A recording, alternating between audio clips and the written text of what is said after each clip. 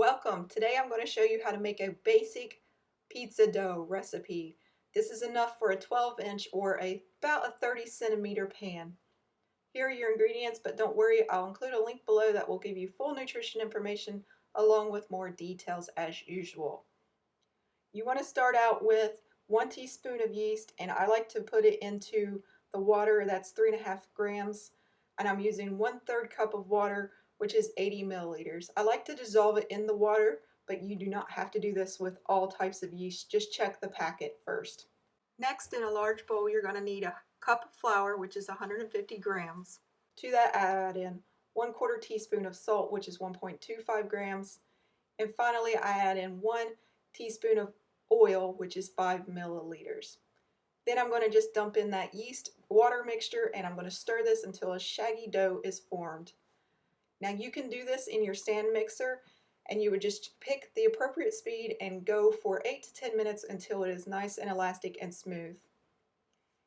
I obviously am going to show you how to do this by hand, but if you need more information on how to knead by hand, I will include a link below that will give you more detailed instructions on how to knead dough.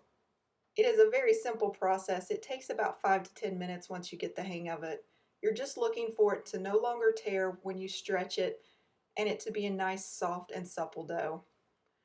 We're going to cover this in a bowl, and if you like, you can grease the bowl so that it's easier to remove, or spray it with you can spray it with a cooking spray, and then just flip it over and let the oil get on both sides of the dough. This helps it keep from drying out. And you want to cover it. Now, ideally, you would let this rest overnight in the fridge and then bring it out about 30 minutes before you're going to use it. But you can just let it rest for about 60 to 90 minutes or until it's at least double in size.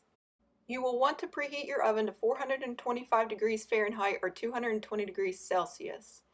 Now, if you are using a non-stick pan, go ahead and continue just as I'm doing here. If it's not a non-stick pan, you need to spray it or grease it well.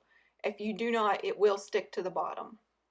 The next thing you're going to do is just stretch this dough out into the shape of the pan. You can do this a variety of ways. You can press it in shape like this, or you can pick it up and you can kind of shake it out and let gravity just gradually stretch that dough for you.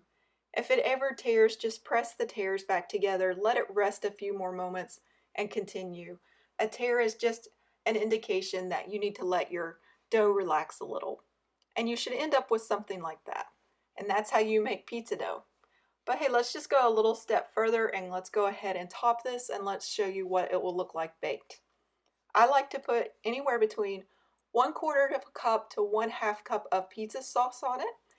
And you do not want to go above a 1/2 cup of pizza sauce because of how thin this dough is. You will end up with a soggy bottom, and it's really gross when you put too much pizza sauce on a pizza. Get it spread out evenly. If you want to have a nice crust around the edges, just leave you about a 1/2 inch, around roughly 1 to 5 centimeters. And then next we're going to sprinkle on some cheese. I'm going to use about a cup of cheese because we are cheese lovers in this family. And I'm going to make a mess. No big deal. Clean it up later. And finally, you can put on your favorite topping. I have some deli style pepperoni that I'm going to use. And you just want to make sure, if you do use pepperoni, if you want a lot of pepperoni on there, remember pepperoni shrinks as it bakes. Since I don't like a lot of pepperoni, I'm just going to use what I got.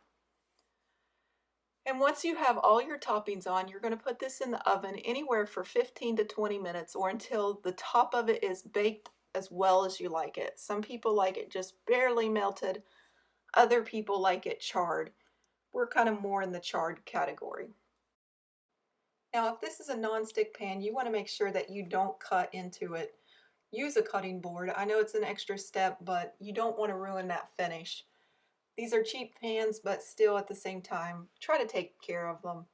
So I'm really curious, what do you guys like on your pizza? Back in the day when I could eat whatever I wanted and not have to worry about my weight, I used to put bacon on it, which is absolutely delicious if you ever have a chance to try it. Give me a comment below and tell me what you like.